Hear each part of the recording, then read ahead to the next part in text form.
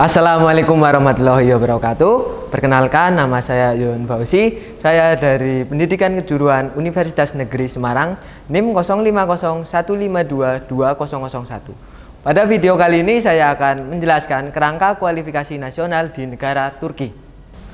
Topik pembahasan pada video kali ini yang pertama ada profil negara Turki, yang kedua sistem pendidikan di Turki, dan yang terakhir deskriptor NQF di Turki.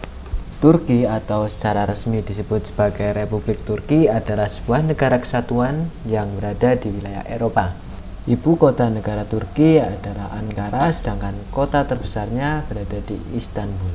Penduduk negara Turki kurang lebih 77 juta jiwa dan mayoritasnya beragama Islam. Sistem pendidikan di Turki secara jangka waktunya hampir sama dengan di Indonesia. Hanya saja terjadi perbedaan waktu tempuh di SD dan SMP. Sekolah dasar di Turki ditempuh selama 4 tahun, kemudian SMP 4 tahun dan SMA 4 tahun. Jadi totalnya 12, hampir sama seperti di Indonesia, tetapi 12 itu dibagi dengan SD 6 tahun, SMP 3 tahun, dan SMA 3 tahun. Untuk jenjang sarjana dan master di Turki dan di Indonesia itu sama, hanya saja di jenjang S2-nya itu ada yang tesis dan ada yang non-tesis. Jadi yang non-tesis itu tugas akhirnya bukan skripsi tapi hanya sebuah proyek yang sesuai dengan jurusannya.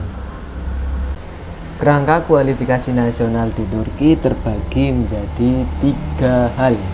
Yang pertama ada pengetahuan, yang kedua keterampilan, dan yang terakhir itu kompetensi. Pengetahuan di sini didefinisikan sebagai pemahaman teoritis dan atau praktis yang melibatkan pengetahuan fakta, prinsip, teori, dan praktik.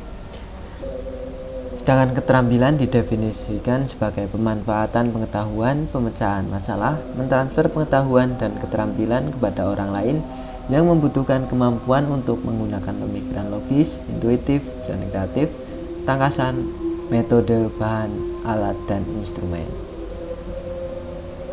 Yang ketiga yaitu kompetensi.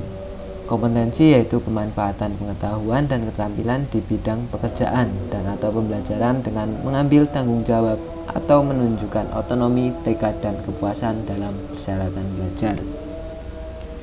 Jadi di sini dari pengetahuan kemudian bisa mengaplikasikan dalam kehidupan nyata, itu dianggap sebagai telah berkompeten.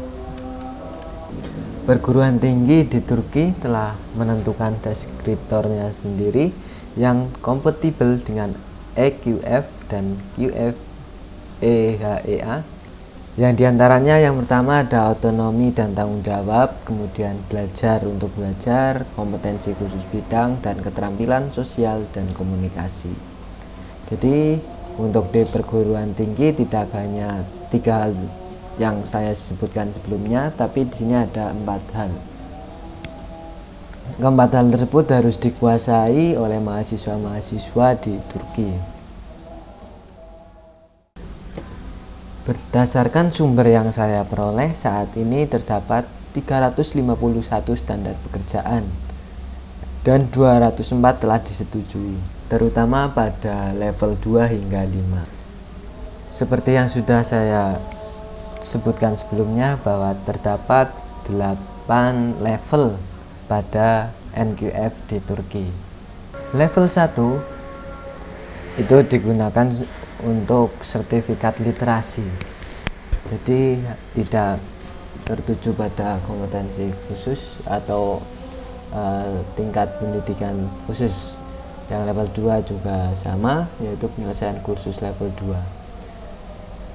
TGF level 3 pekerja harian dan serta kursus level 3.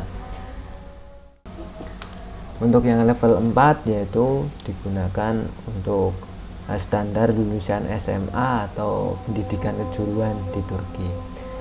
Level 5 untuk jenjang diploma, kemudian level 6 sarjana, level 7 master, dan level 8 untuk doktoral. Demikian yang dapat saya sampaikan. Mohon maaf atas segala kesalahan dan kekurangannya. Terima kasih. Saya tutup. Wassalamualaikum warahmatullahi wabarakatuh.